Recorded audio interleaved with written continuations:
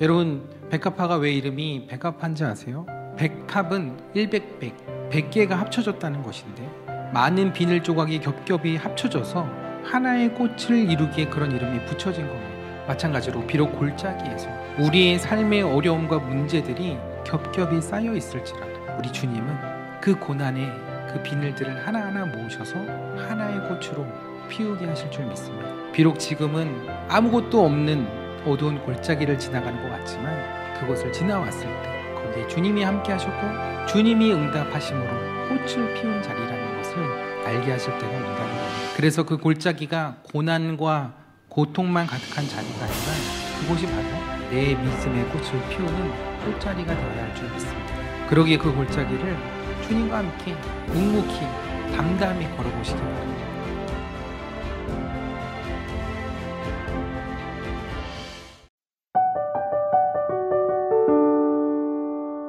우리가 지난주 이제 변화산을 앞두고 3주간 그래서 기도합니다로 기도에 관한 말씀을 나눴고요. 오늘부터 이제 새로운 시리즈, 화면에는 이제 제목만 나와 있는데 시리즈의 제목은 쓰다, 읽다, 믿다라는 타이틀의 시리즈의 말씀을 함께 나누려고 합니다. 우리 인생에 여러 가지의 삶의 단어들이 쓰여지는데요.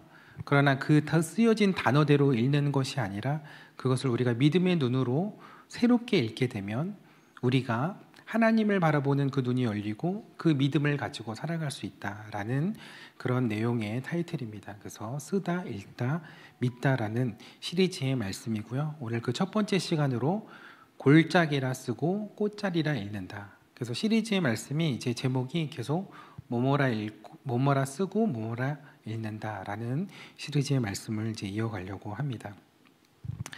오늘 우리가 이제 함께 읽은 열왕기상 20장의 내용을 이제 함께 보면요, 거기에 유명한 전쟁 이야기가 나옵니다. 우리 아람 군대, 지금으로 말하면 시리아인데 그 아람 군대가 이제 이스라엘을 쳐들어오거든요. 화면을 좀 보여주시겠어요? 네.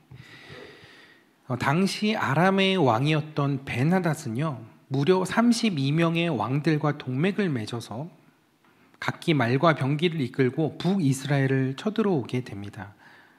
성경에는 정확한 숫자가 나오지는 않지만 32개의 동맹국들이 뭉쳤으니 그 수가 상당했을 거예요. 최소 수만 명 이상의 병력이 되었을 겁니다. 반면 이스라엘은 232명의 청년들, 그러니까 어린 소년들이에요. 그리고 모든 백성들을 모았는데도 7,000명밖에 되지 않았습니다. 근데 놀랍게도 이런 병력을 가지고 이런 군인들을 데리고 첫 번째 전투에서 이스라엘이 대승을 거두게 됩니다. 이유와 여러 가지가 있었겠지만 그 원인, 승리한 원인 혹은 패배의 원인은 이 아람 군대에 있었습니다. 아람 군대가 어찌나 이스라엘을 우습게 여겼는지 그들은 전장에 나가서도 대낮부터 정오부터 술판을 벌리고 취해 있었던 거예요. 그래서 그렇게 방심하고 있던 사이에 이스라엘이 기습 공격을 한 거예요. 그래서 그런 공격을 당하니까 당황한 나머지 자신들의 말과 병거를 다 버리고 도망갔던 겁니다. 그렇게 적은 병력, 그것도 별 볼 일 없는 군인들에게 패배를 했으니 얼마나 자존심이 구겨지고 상했을 거예요. 당연히 보복을 준비했겠죠. 그런데 바로 할 수는 없었어요. 첫 번째는 말과 병거를 다 잃었기 때문에 재정비를 했어야 했습니다. 그리고 두 번째는 계절 때문이었어요. 바로 공격할 수 없는 시기가 되었기 때문입니다. 그래서 오늘 우리가 읽은 26절 말씀이 이렇게 시작을 하고 있어요. 해가 바뀌니. 여러분 혹시 기억하실지 모르겠습니다. 이걸 기억하시면 IQ가 160 이상인데, 지지난달에 드보라 전쟁에 관한 이야기를 하면서 해가 바뀐다는 것은 겨울이 지나고 봄이 오는 것을 의미한다고 했습니다. 여러분, 이스라엘 평지에서는 그 겨울에 전쟁하기가 쉽지 않습니다.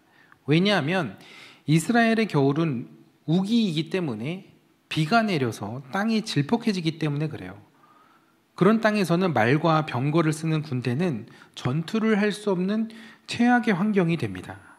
그래서 겨울에는, 우기에는 전쟁을 할 수가 없는 거죠. 그래서 사사기에 보면 드보라가 하나님의 말씀에 순종하여 산에서 내려오게 되는데요. 하지만 그때는 해가 바뀌어서 비가 내리지 않는 시기였습니다.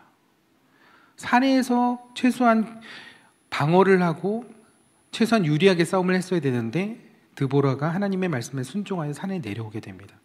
그러자 하나님께서는 그때 비를 내리심으로, 비가 내리지 않는 시기에 비를 내리심으로 시스라의 병거 부대를 격파하게 됩니다. 그래서 내 안의 한계를 넘어 일하시는 하나님을 경험한 사건이었다라는 말씀을 6월에 나누었었는데 기억이 나시죠? 네, 괜찮습니다. 또 들으시면 되죠. 어쨌든 그래서 오늘 말씀에도 해가 바뀌었다는 것은 전쟁을 할 수 없는 그 우기를 보냈다, 겨울을 보냈다는 걸 의미해요. 물론 그 시간에 재정비도 했겠죠. 그리고 해가 바뀌자 아람 왕 벤하닷은 전쟁을 위해 아람 사람들을 소집을 한 겁니다. 아주 이를 갈고 칼을 갈고 2차 전쟁 준비, 복수의 칼을 갈며 준비했던 것입니다. 그런데 이때 아람 군대에서는 이런 소문이 돌기 시작합니다. 사실 이 소문은 아람 왕 벤하닷에서 비롯된 것이긴 한데 그 소문이 어떤 소문이었냐? 여호와는 산의 신이지 골짜기의 신이 아니다. 우리가 산에서 싸워서 졌던 것이지 걔네들이 내려오면 우리는 무조건 이긴다. 우리가 병력도 많고 싸움도 잘하고 병거도 많으니 우리가 이기는 건 당연한 거다. 여호와의 신은, 여호와는 골짜기에 내려오면 아무런 힘이 없다. 그런 소문이 돌기 시작한 거예요. 그래서 골짜기에서 싸울 전략을 세우고 이스라엘로 다시 쳐들어오게 됩니다. 근데 그들이, 이 아람 군대가 이스라엘의 하나님이 산의 신이기에 골짜기에서 힘을 쓰지 못한다고 정말 그렇게 믿었을까요? 아니, 상식적으로 생각해 보면 신이라고 하면 골짜기든 산이든 어디서든 능력을 잘 발휘해야 하잖아요. 근데 그 시대에는 정말 그런 신앙이 있었다는 거예요. 자신들의 신에게도 주종목이 있고 홈그라운드가 있다고 믿었던 거예요. 그래서 바다의 신은 바다에서, 사막의 신은 사막에서, 자신의 영역 안에서 최대치의 능력을 보여줄 수 있고 그곳을 주관하는 신이 있다고 믿었다는 거예요. 근데 그 아람 지역, 그 시리아 지역에는 하닷이라고 하는 천둥과 비의 신이 있었습니다. 근데 가나안 땅에도 그 신이 있었거든요. 천둥과 비를 주관하는 신은 농사와 관련이 돼 있어요. 농사와 풍요를 주관하는 바알 신을 이야기하는 것입니다. 그래서 고대 근동에는 이름이 조금씩 다르긴 하지만 다 바알 신을 섬기고 있었던 거예요. 그래서 하닷은 바알과 같은 존재였고 당시에 바알 하닷이라고도 그렇게 불렀습니다. 바알은 주인이란 뜻이고 하닷은 천둥, 폭풍 이런 뜻입니다. 근데 여러분, 아까 처음에 우리가 이 말씀을 읽으면서 이 전쟁을 일으킨 아람 왕의 이름 기억하시나요? 이 아람 왕의 이름이 바로 벤하닷입니다. 벤은 아들이란 뜻이에요. 여러분, 아람어와 히브리어는 같은 세모 계통으로 형제 언어라고 할 정도로 매우 비슷하거든요. 그래서 예수님도 당시에 히브리어보다는 오히려 공용어인 아람어를 더 많이 쓰셨어요. 그래서 히브리어나 아람어가 비슷한 단어, 똑같은 단어들이 많아요. 그래서 벤이라는 것, 이 벤 하닷의 이름도 아람어 이름이긴 하지만 벤이라는 것은 히브리어와 똑같이 아들이라는 뜻이에요. 그래서 르우벤 하면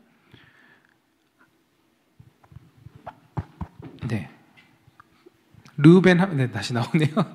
르우벤 하면 보라, 아들이다 라는 뜻이고 벤야민 하면 오른손의 아들, 그런 뜻이 있습니다.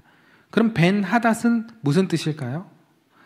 하닷의 아들, 천둥의 신의 보호를 받는 아들, 이런 뜻이죠. 근데 그가 자기가 믿는, 자기가 섬기는 신의 이름을 걸고 자기가 산의 신이라고 생각하는 여호와에게 전쟁을 걸어온 거예요. 싸워보자는 거죠. 우리의 신이 훨씬 더 막강하다는 거예요. 산에서 내려오라는 거예요. 평지에서 내가 번개를 토르처럼 그렇게 내려보겠다는 거죠. 근데 여러분, 성경에서 기록하고 있는 그런 고대 전쟁의 의미를 잘 이해하셔야 하는데요. 이게 단순히 영토를 차지하기 위한 캠페인이 아닙니다. 이건 신과 신의 대결이고 그러기에 영적인 싸움이었던 거예요. 그래서 하나님은 가나안의 신과 싸우신 것이고 바알과 싸우신 거죠. 근데 그 가나안 신을 하나님께서 무참하게 밟으심으로 그들이 믿는 바알은 진짜 신이 아니다. 그 신은 너희들이 만든 신이지 진짜 신이 아니다. 오직 여호와 한 분만이 유일하신 참 하나님이심을 보여주신 그런 중요한 사건이 바로 성경에 기록된 전쟁의 이야기라는 거죠. 근데 아람 군대는 하나님의 어떤 분이신지를 잘 몰랐던 것 같아요. 그래서 하나님을 산의 신으로, 여호와를 산의 신으로 취급했던 거죠. 그러나 하나님은 그들의 생각과 달리 그들을 산산이 부수시고 골짜기에서도 그들을 완전히 무너지게 만드셨어요. 여호와 하나님이 누구이신지를 알게 하셨다는 거예요. 그들이 패한 이유는 병력이 적어서도 아니고 전략을 잘못 세워서도 아니고 방심해서도 아니었습니다. 이 두 번째 전쟁의 패인은 사실 첫 번째 전쟁의 패인도 마찬가지지만 하나님이 누구이신지를 바로 알지 못했기 때문이라는 거죠. 모든 이름 위에 뛰어나시며 전쟁에 능하시고 만군의 여호와이신 하나님을 알지 못했기에 하나님은 단지 이스라엘 산지에서만 힘을 쓰는 하나님이라고 그렇게 생각을 했다는 거죠. 그래서 그들은 골짜기나 평지로 내려오면 자신들이 아주 쉽게 승리를 얻어낼 수 있을 줄 알았어요. 그러나 그것은 너무나 큰 오해이고 오산이었습니다. 하나님은 산의 하나님이실 뿐 아니라 골짜기의 하나님이시기도 하며 바다를 가르신 하나님이시기도 하고 날씨와 천둥 정도가 아닌 온 우주를 움직이시는 하나님이셨습니다. 여호수아가 가나안 정복을 그 정복 전쟁을 펼칠 때 그 주변에 있는 성읍들이 소문을 듣고 두려워 떨었다고 했습니다. 그래서 기브온 성읍은 전쟁을 하기도 전에 먼저 항복해서 이스라엘과 화친 조약을 이제 맺게 됩니다. 이에 주변 아모리 동맹국들이 배신한 그 기브온을 괘씸하게 여기고 그 기브온을 다시 찾아오자 하며 전쟁을 벌이게 되는데요. 그때 전쟁을 벌였던 곳이 아얄론 골짜기라는 곳입니다. 이 전쟁에서 여호수아가 아모리 족속들을 대파하게 되는데요. 이 전쟁이 너무나 유명한 전쟁이 됩니다. 이유는 그 전쟁에서 여호수아가 하나님께 드렸던 전무후무한 기도와 선포 때문에 있습니다. 그 기도는 태양을 향해 기브온 위에서 멈추라는 기도였어요. 여러분, 어떻게 기도를 하는데 태양이 멈추라고 기도를 할 수 있을까요? 근데 거기서 끝이 아니고 달을 향해서도 아얄론 골짜기에 그대로 멈추라고 명령하며 기도했다는 거죠. 여러분, 오늘날의 과학의 상식으로 생각하면 실제로 태양이나 달이 멈춘 게 아니겠죠. 여러분, 태양이 동에서 서에서 뜨는 것처럼 움직이는 것처럼 보이는 이유가 뭔가요? 지구가 돌기 때문에, 지구가 자전하기 때문에 그렇게 보인다는 것을 우리는 지금 현대에 살아가는 우리는 그런 과학적인 상식으로 알고 있죠. 그렇다면 태양과 달이 멈춘 것처럼 보이려면 지구의 자전이 잠시 멈춰야 합니다. 그 말은 하나님은 지구 전체를 멈추게도 하시고 움직이게도 하시는 분이라는 거예요. 아니, 그게 어떻게 가능하냐? 여러분, 지구의 자전 속도가 어느 정도 되는지 아세요? 자전 속도가 가장 빠른 곳이 적도 쪽이 가장 빠른데 적도 쪽에서의 지구 자전 속도는 시속 1600km입니다. 근데 물론 뭐 그렇게 빨리 돌아갈 수 있어요. 우리는 못 느끼지만. 근데 자전이, 그 속도로 가는 자전이 멈추면 이 지구 안에는 대재앙이 일어납니다. 왜냐하면 그렇게 빨리 돌아가는 그 속도의 관성에 의해서 지구의 파도와 바다와 산이 완전히 다 뒤집어집니다. 그런데 어떻게 이 자전이 지구에 돌아가는 그 속도를 멈출 수 있겠냐는 거죠. 과학자들은 이해할 수 없는 거죠. 여러분, 그게 가능할까요? 그게 가능하니까 전능하신 하나님이신 거죠. 그것까지도 컨트롤을 하실 수 있는 분이니까 창조주 하나님이신 것이죠. 일어날 법한 현상이면 그건 자연현상이지 기적이 아닌 거죠. 하나님은 비과학적인 분이 아니세요. 하나님은 초과학적인 분이세요.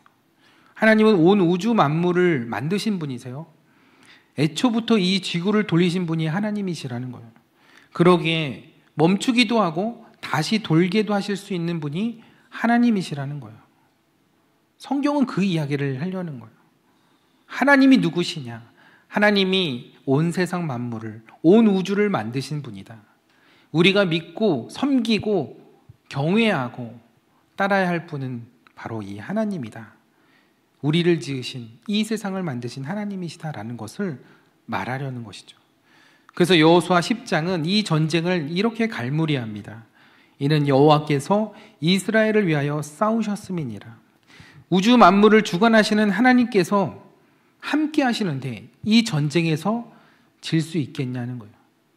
태양도 멈추고 달도 멈추게 하시는 전지전능하신 하나님이 함께 하시는데 그곳이 골짜기라 할지라도 그 싸움에서 질 수 있겠냐는 거예요. 하나님은 그 골짜기에 능력이 제한되시는 분이 아니라는 거예요. 근데 그런 하나님을 이방인들이 알아보지 못했다는 거죠. 이스라엘의 하나님은 산에서나 힘을 쓸 수 있는 하나님이고 골짜기에서는 힘을 쓰지 못할 것이라는 아주 무지한 생각을 했던 거예요. 근데 여러분, 그 하나님을 알아보지 못했던 거는 이방 나라만이 아니에요. 차라리 이방 나라는 그렇다 쳐요. 그럴 수밖에 없다 생각할 수 있어요. 근데 오늘 베나닷이 공격해 왔을 때 당시 이스라엘의 왕이 누군지 아세요? 아합 왕입니다. 그의 아내가 누구인가요? 이사벨입니다. 이세벨 여왕은 바알과 아세라를 섬긴 여왕이었습니다. 그래서 하나님은 하닷의 이름으로, 바알의 이름으로 전쟁을 걸고 온 이 전쟁을 통하여 여호와 하나님이 누구신지를 똑똑히 보여주신 거예요. 바알은 너희들이 섬겨야 할 신이 아니라는 것을 보여주신 거예요. 그래서 이 전쟁을 통해서 하나님이 누구신지를 바로 알고 바로 보아야 하는 것은 이방 나라 이전에 이스라엘이었다는 거예요. 하나님이 얼마나 마음 아프고 하나님이 얼마나 답답하셨으면 이방 나라를 쳐서 그렇게 이스라엘이 깨닫게 하셨을까요? 바알의 이름으로 쳐들어온 베나닷을 2번이나 대파하시고 골짜기와 평지에서까지 격파하신 것, 말도 안 되는 전력과 병력으로 그렇게 이기게 하신 것, 그분이 누구시냐? 그 하나님이 어떤 분이신지를 여실히 보여준 사건이 바로 이 전쟁이었다는 거죠. 그런데 우리는 이 말씀에서 한 가지 더 질문이 우리에게 다가오는 것을 보게 됩니다. 그것은 오늘 말씀이 우리에게 이런 질문을 하고 있다는 거예요. 그렇다면 우리들은 하나님을 어떤 하나님으로 믿고 고백하고 있냐는 거예요. 혹시 우리도 하나님을 산의 신이라고 믿고 있는 것은 아닐까요? 내가 인생의 골짜기를 지날 때 내 인생의 골짜기 아래서는 하나님이 아무것도 하실 수 없는 분이라고 그렇게 생각하고 있지는 않으신가요? 내 어려움과 고난 속에서는 하나님은 침묵하고 계시고 잠잠히 계신 분으로 생각하고 있지는 않으신가요?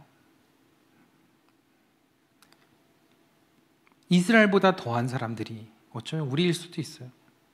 아람보다 더한 사람이 이스라엘이라면 이스라엘보다 더한 사람이 어쩌면 우리일지도 모른다는 거예요.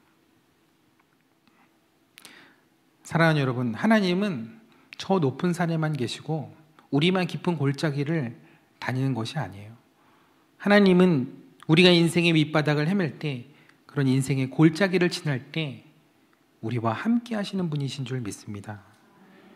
하나님은 산 위에서만 하나님이 아니시라는 거예요. 하나님은 골짜기에서도 우리의 하나님이 되시는 줄 믿습니다. 좋은 일이 있을 때만 하나님이 아니라는 거예요.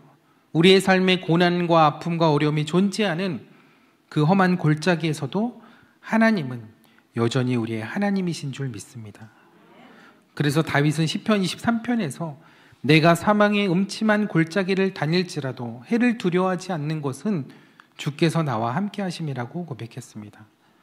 하나님은 그 어둠의 골짜기에서도, 그 사망의 골짜기에서도 나와 함께 하시는 분이라는 거죠.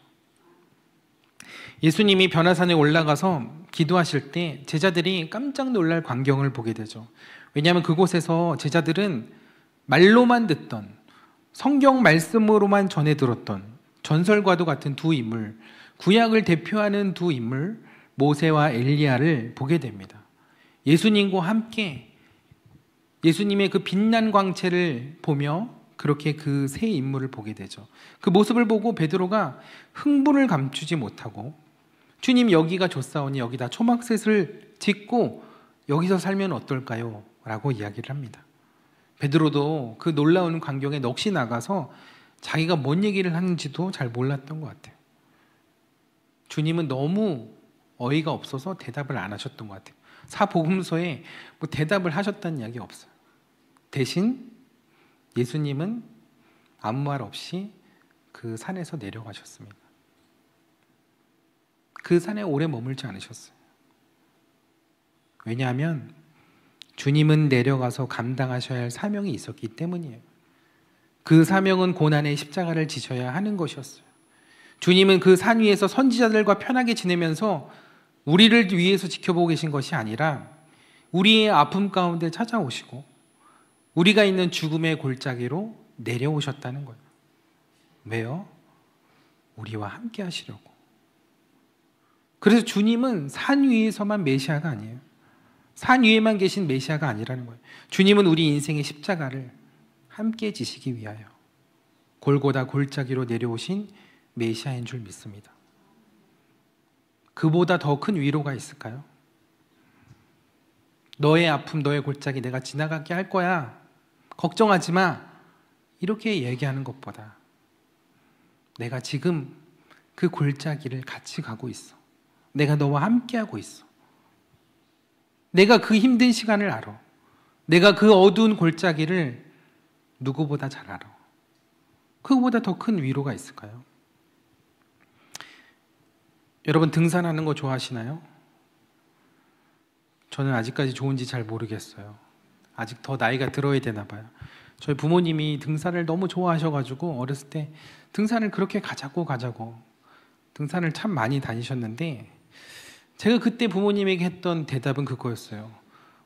어차피 내려올 산 왜 올라가냐고. 근데 아직은 좀 그런 생각이 있지만 근데 막상 산에 올라가면 그 정상에 올라가면 기분이 참 좋긴 하더라고요. 산 정상에 오르면 그 순간만큼은 삶의 그 자잘한 문제들이 잘 생각이 나지 않습니다. 아마 높은 곳에 있는 만큼 저 멀리 있는 그 현실에 대한 그 감이 멀어져서인지도 모르겠어요. 어쩌면 그것이 등산을 하는 이유 중에 하나인지도 모르겠죠. 그런데요, 산에 오르면 산에 내려가야 하는 시간이 꼭 옵니다. 그렇게 내려가면 잊고 있었던 그 삶의 문제들이 하나둘씩 생각이 나죠. 삶에 산적해 있는 그 문제들이 현실로 다시 다가오기 시작하죠. 예수님도 변화산에서 내려오시니까 제자들이 해결하지 못한 문제들이 기다리고 있었어요. 모세도 시내산에서 하나님의 영광을 보고 은혜 충만하게 있었지만 내려와 보니까 이스라엘 백성들의 많은 문제들, 우상의 문제들이 기다리고 있었어요. 엘리야도 갈멜산에서 바알 선지자들과 대승을 거두고 너무나 큰 기쁨과 벅차오르는 감동과 은혜를 경험했지만 그가 갈멜산에서 내려왔을 때 그에게 찾아온 현실의 감정은 허무함과 무기력함이었습니다. 우리도 한 주간 변화산을 오르며 은혜로 충만할 수 있어요. 근데 분명히 은혜를 받았는데 분명히 하나님 주신 그 은혜가 너무나 컸는데 현실로 돌아와 보면 내 삶에 바뀐 것이 하나도 없는 것 같아요. 내 남편, 내 아내, 내 자녀들, 내 직장 하나도 변한 것이 없는 것 같아요. 그 현실을 마주하며 다시 그 현실감을 느끼며 요즘 말로 현타가 온다고 그러죠. 실망감이 찾아올 수 있어요. 여전히 내 삶에는 하나님이 함께 하시지 않는 것 같은 기분이 들 수 있어요. 다른 사람은 모르겠고 왜 내 인생의 골짜기에는 하나님이 안 보이는 걸까? 하나님이 왜 안 계시는 걸까? 그래서 산에서 내려오는 것이 두려울 수 있습니다. 현실의 골짜기로 내려가는 것이 불안할 수 있어요. 그러나 우리는 믿음으로 그 산을 내려가야 한다는 거예요. 그 산에 내려와서 우리에게 맡겨진 삶으로 담대히 걸어가야 한다고 성경은 이야기하고 있어요. 왜냐하면 우리 주님이 그곳에서 앞서 기다리고 계시기 때문이에요. 주님은 이미 그 십자가를 지고 그 저 아래 밑바닥의 그 골짜기에서 우리 인생의 아픔을 경험하시고 우리를 기다리고 계신다는 거예요. 이미 우리 앞서 그곳에 내려가 계신다는 거예요. 주님, 나와 함께 하세요. 나와 함께 하실 거죠? 이렇게 이야기하면서 내려가지 못하는 나에게 주님은 나는 이미 내려왔어. 너의 삶의 문제와 고난 가운데 이미 함께하고 있어. 그렇게 말씀하고 계신다는 거죠. 예수님은 그러려고 오신 거예요.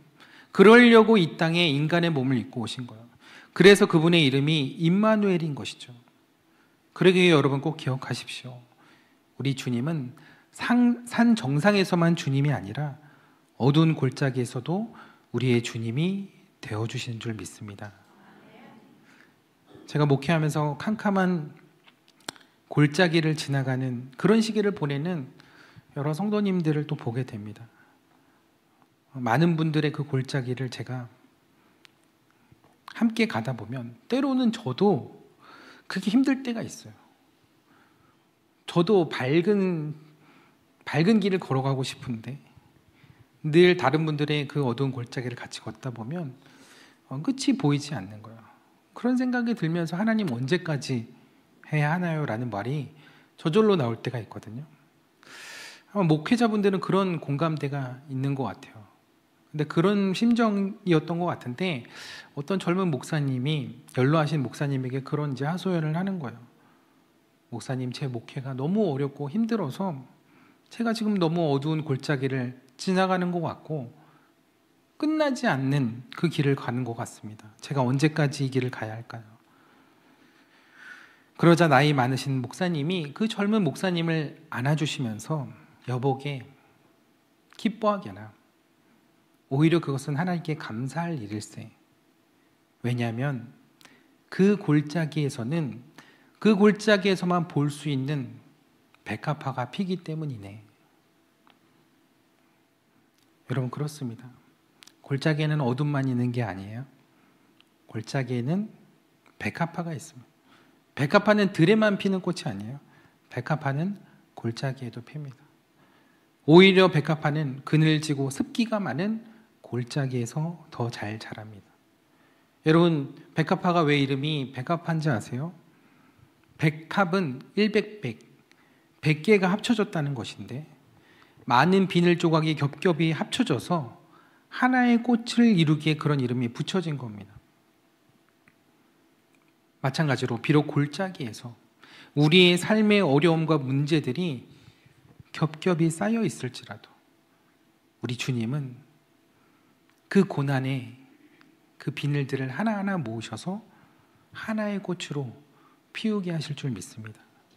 비록 지금은 아무것도 없는 어두운 골짜기를 지나가는 것 같지만 그곳을 지나왔을 때 거기에 주님이 함께 하셨고 주님이 응답하심으로 꽃을 피운 자리라는 것을 알게 하실 때가 온다는 거예요. 그래서 그 골짜기가 고난과 고통만 가득한 자리가 아니라 그곳이 바로 내 믿음의 꽃을 피우는 꽃자리가 되어야 할 줄 믿습니다. 그러기에 그 골짜기를 주님과 함께 묵묵히 담담히 걸어보시기 바랍니다. 그러다 보면 그 걸어간 흔적마다 그 자리마다 주님께서 그곳에 꽃이 피우게 하시고 믿음이 자라게 하실 줄 믿습니다. 제가 좋아하는 나태주 시인, 나태주 장로님이 계시는데요. 제가 참 너무 좋아하는 시인이고 제가 그래서 나태주 장로님의 시집은 전부 다 갖고 있어요. 새로 나오면은 제가 다 소집을 하고 있는데 근데 그 장로님이 유독 꽃에 관한 주제로 시를 많이 쓰셨어요. 그러니까 꽃에 관한 시들이 워낙 많은데 제가 오늘 말씀을 준비하면서 이 시가 생각이 났고 여러분들과 이 시를 좀 나누고 싶은 생각이 들었습니다. 그래서 제가 이 시를 여러분들에게 낭독해드리고 오늘 말씀을 마무리해보려 합니다.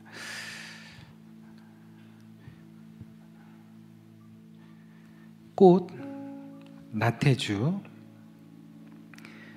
아무렇게나 저절로 피는 꽃은 없다.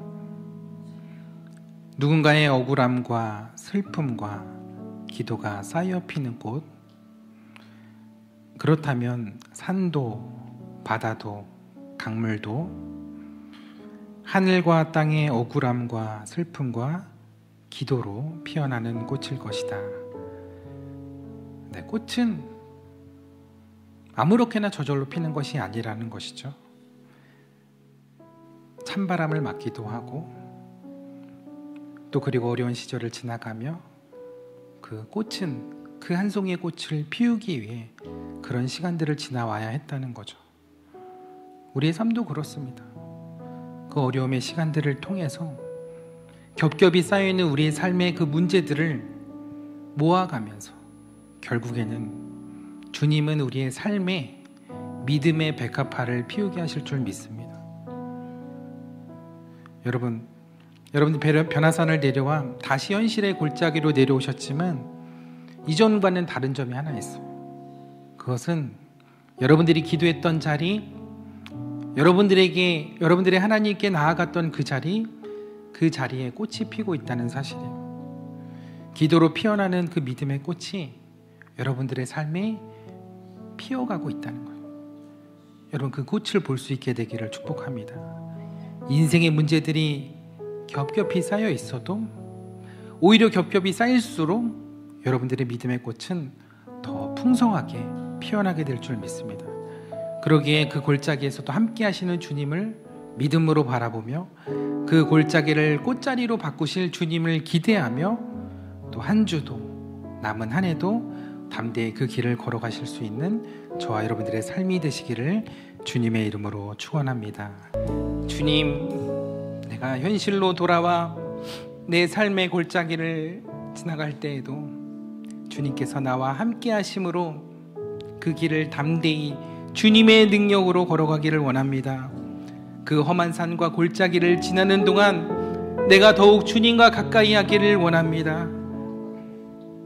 내 삶의 시험이 어렵고 힘겨울지라도 그러나 그것이 주님보다 크지 않음을 믿고 고백합니다. 그 문제보다 더 크신 주님을 바라보게 하시고 우리의 삶의 시련의 그 과정들을 꽃자리로 만드시는 그 주님을 우리가 바라보며 나아가기를 원합니다.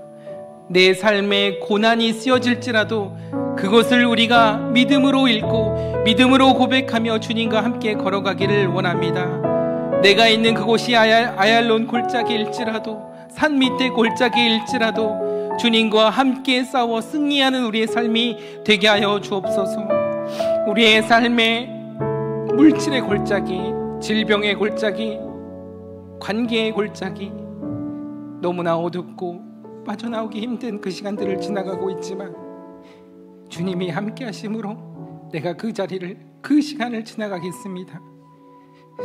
나보다 앞서 그곳에 기다리고 계신 그 주님의 손을 잡고 다시 걸어가기를 원하오니 주님, 내가 믿습니다.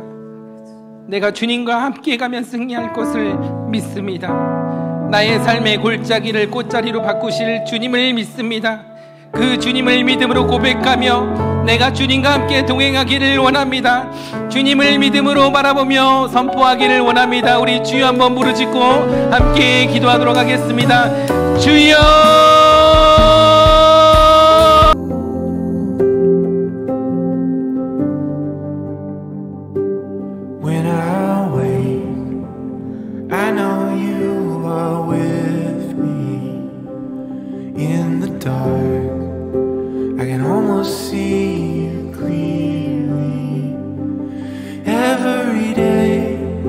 You see